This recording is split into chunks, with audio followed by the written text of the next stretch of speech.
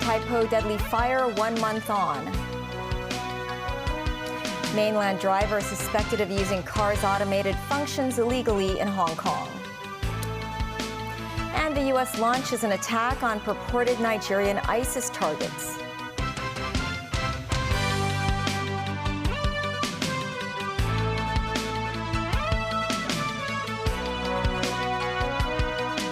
Hello and welcome to TVB News. I'm Melissa Hekalea. The Transport Department said it's investigating a mainland Chinese driver who activated his car's autonomous driving system when driving into Hong Kong on the first day of the southbound travel for Guangdong vehicle scheme. Mimo Singhai reports. This video shows the driver initially held the steering wheel with one hand while driving on the Hong Kong section of the Hong Kong-Zhuhai-Macau Bridge, but he later removed both hands, allowing the vehicle to travel autonomously.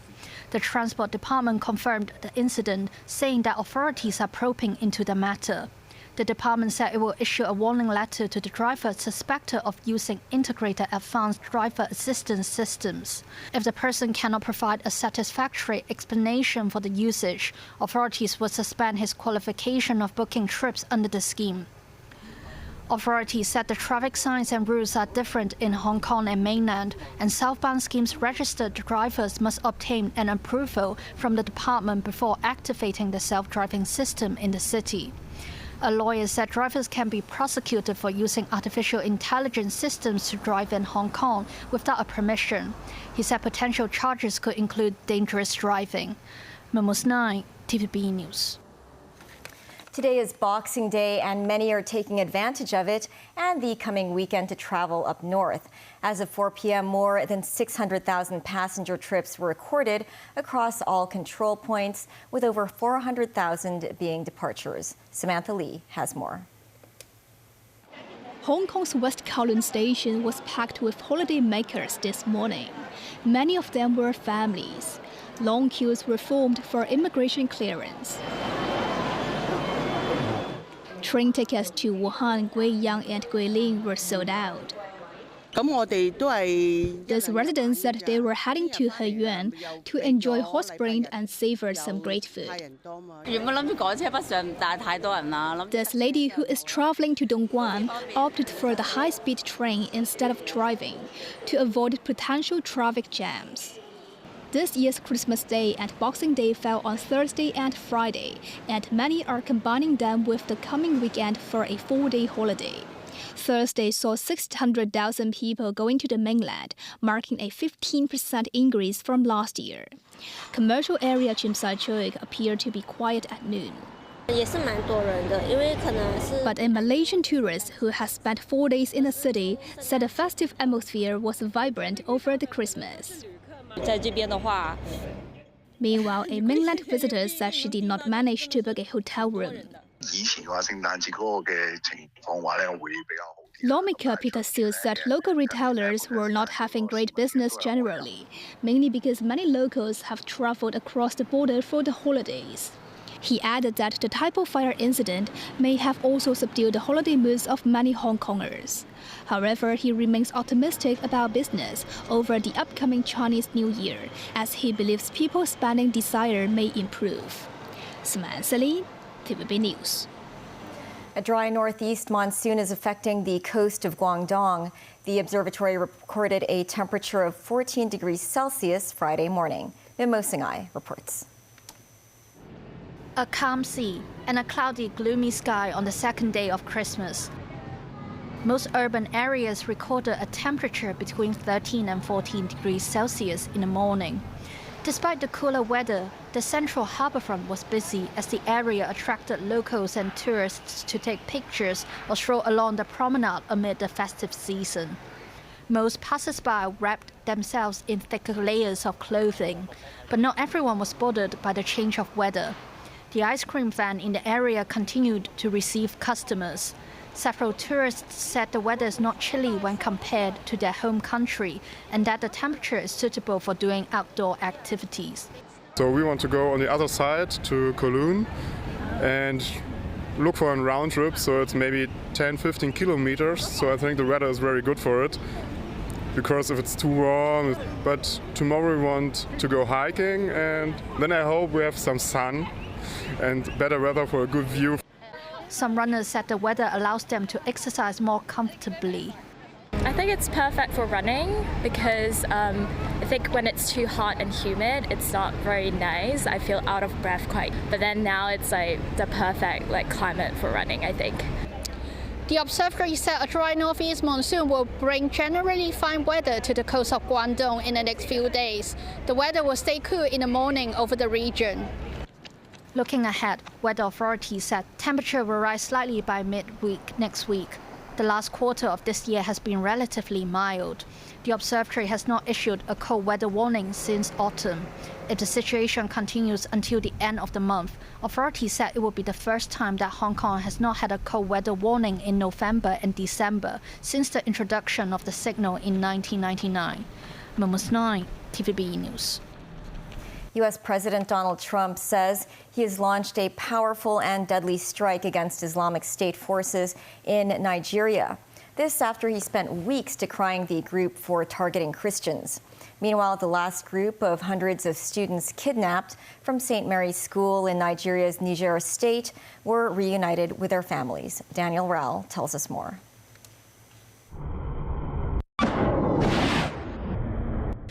The United States has launched airstrikes targeting militants affiliated with the Islamic State in northwestern Nigeria. This in a major escalation of an offensive the nation's overstretched military has struggled with for years. Video from Sokoto State shows locals holding metal debris which appears to be part of a projectile and a fire burning in the background, turning the night sky orange. Announcing the military operation in a social media statement, U.S. President Donald Trump said the powerful and deadly strikes were carried out against Islamic State militants who were targeting and viciously killing primarily innocent Christians. Although officials did not say which group was targeted, security analysts said the target was most likely the Lakurara group. They're an IS-affiliated jihadi group that became more active and lethal in Sokoto and other northwestern Nigerian states in the past year. The group reportedly controls territories in northwest Nigeria and often operates across the border in Niger. A U.S. Defense Department official who insisted on anonymity to discuss details not made public said Washington worked with Nigeria to carry out the strikes, and they'd been approved by that country's government. The strikes come after Trump ordered the Pentagon last month to begin planning for potential military action in Nigeria to try and curb what he called Christian persecution. Nigeria's government has previously said people of many faiths, not just Christians, have suffered attacks at the hands of extremist groups. Meanwhile, the last of a group of hundreds of students kidnapped from St. Mary's School in Nigeria's Niger state were reunited with their families after one of the largest mass abductions in the country's history. Their parents had been waiting anxiously for their return. Officials did not say whether a ransom had been paid. No group has claimed responsibility. Residents blamed armed gangs that target schools and travelers in kidnappings for ransom across Nigeria's conflict-battered north. Dunrell, TV News. The Japanese cabinet today approved a record draft defense budget exceeding 9 trillion yen amid escalating diplomatic strains with China. The budget for the coming fiscal year starting April has exceeded the current year by 9.4%. The full-year spending plan, the first under Prime Minister Sane Takaichi, aims to fortify strike-back capability and coastal defense with cruise missiles and unmanned arsenals.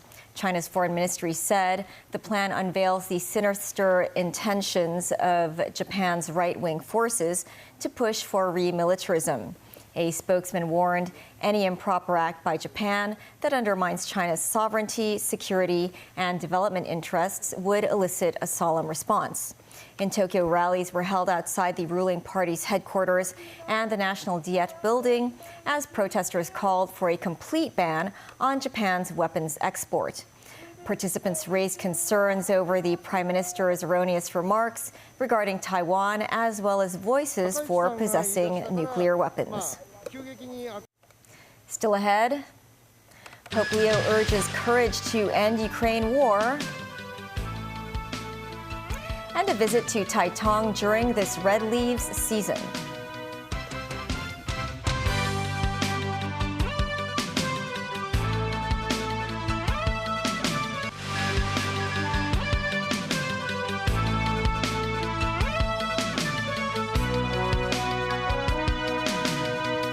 Welcome back.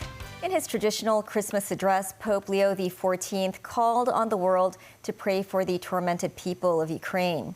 Meanwhile, Ukrainian President Volodymyr Zelensky said the coming weeks may be intensive as the peace plan with Russia is being negotiated with the United States. Daniel Rell has details. Pope Leo XIV revived the tradition of offering Christmas greetings in multiple languages abandoned by his predecessor Pope Francis during his first Christmas Day message, and he called for peace in Ukraine. The first US pontiff addressed some 26,000 people from the loggia overlooking St. Peter's Square for the traditional papal Urbi et Orbi address, Latin for "to the city and to the world," which serves as a summary of the woes facing the world. The Pope called for the world to pray in a particular way for the tormented people of Ukraine. The pontiff said, "May the clamour of weapons cease, and may the parties involved with the support and commitment of the international community find the courage to engage in sincere, direct and respectful dialogue." Elsewhere, Ukrainian President Volodymyr Zelensky delivered his Christmas message to his nation. He said, "Ukrainians all share one dream, and we make one wish for all of us. May he perish. Each of us may think to ourselves," appearing to be referring to Russian President Vladimir Putin. Zelensky added, "When we turn to God, of course we ask for something greater. We ask for peace for Ukraine." The Ukrainian president also said the coming weeks may also be intensive as the peace plan with Russia is being negotiated with the United States. He said there is still work to be done on sensitive issues, but together with the American team, Ukraine understands how to put all of this in place. It comes after the Ukrainian leader said he would be willing to withdraw troops from the country's eastern industrial heartland as part of a plan to end Russia's war. This if Moscow also pulls back and the area becomes a demilitarized zone monitored by international forces. The proposal offered another potential compromise on control of the Donbass region, which has been a major sticking point in peace negotiations. Meanwhile, hundreds of Ukrainians gathered in St. Michael's Square in Kyiv to sing carols and parade with the stars on Christmas Day. The event brought together families with children, Ukrainian soldiers and veterans, folk and choir groups. However, it took place with the sounds of an air alarm ringing out as a Russian Shahed drone flew towards Ukraine's capital. Daniel Rell, TV News. Christians in Palestine and Lebanon celebrated the Christmas season in an atmosphere of hope after years of conflict. Meanwhile, die-hard winter swimmers in Berlin braved the cold and took a traditional holiday plunge. Danny Joe has the report. Palestinian scouts took part in the candlelight procession under the theme of "Light a Candle to Stop the Genocide" in the West Bank town of Beit Sahur, just east of Bethlehem.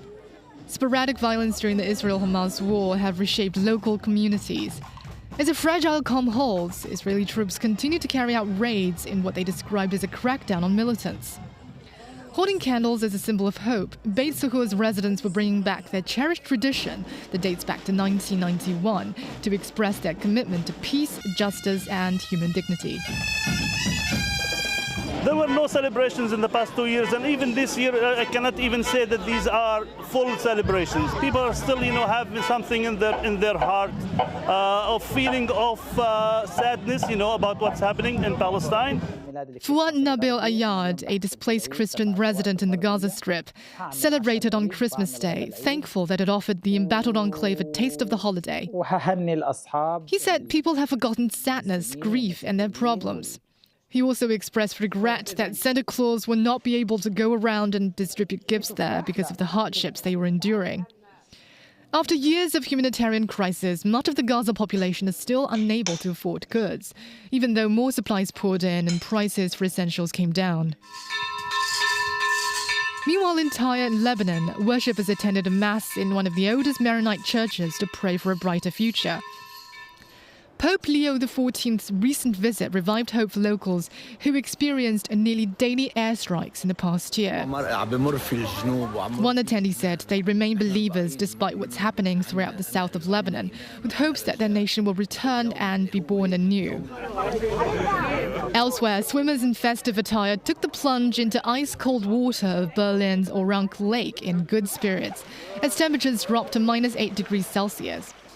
It is a decades-old tradition in the German capital that is expected to continue.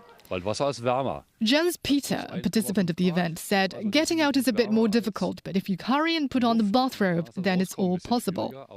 Danny Joe, TVB News.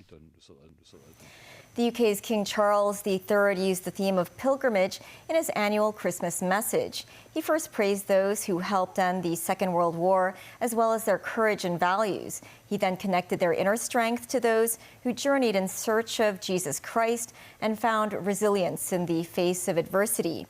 And he compared those stories of courage in recent times. These stories of the triumph of courage over adversity give me hope. From our venerable military veterans to selfless humanitarian workers in this century's most dangerous conflict zones, to the ways in which individuals and communities display spontaneous bravery, instinctively placing themselves in harm's way to defend others. As I meet people of different faiths, I find it enormously encouraging to hear how much we have in common: a shared longing for peace and a deep respect for all life. If we can find time in our journey through life to think on these virtues, we can all make the future more hopeful. It's been 1 month since the Wang Fuk Court fire. Some affected residents hope authorities will announce long-term arrangements for their community as soon as possible. Timothy Lee tells us more.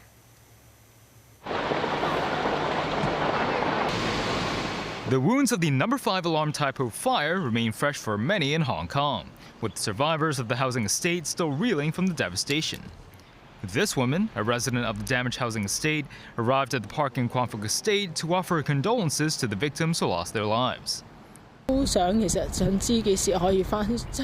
she remains troubled when looking at the shell of her former home, adding that she wonders when she is allowed to return to her old residence to search for her belongings. The road to recovery is a long one for most involved, but some comfort could be found in the government support fund for affected residents, as it has already accumulated $4.1 billion.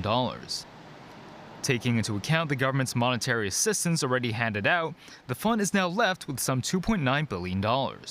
It said the funds will be managed by the Financial Services and the Treasury Bureau.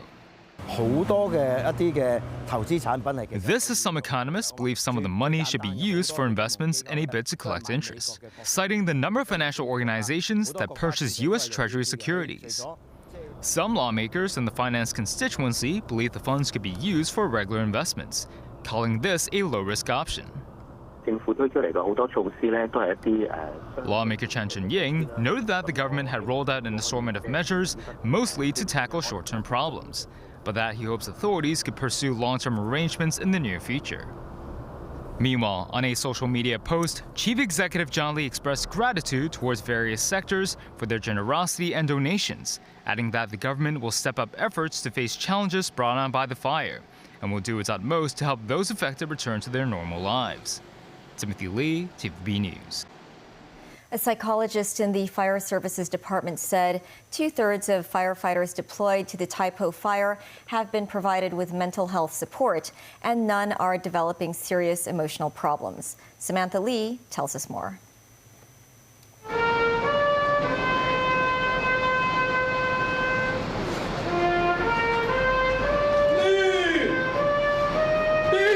Some 2,800 firefighters were deployed to tackle the Tai Po fire that broke out 1 month ago at Wang Fuk Court.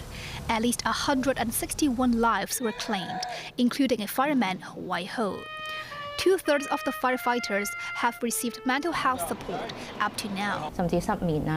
A clinical psychologist of the Fire Services Department, Lisa Ma, said many of the frontline firefighters struggle to fall asleep and lose their appetite, while some feel upset and experience guilt.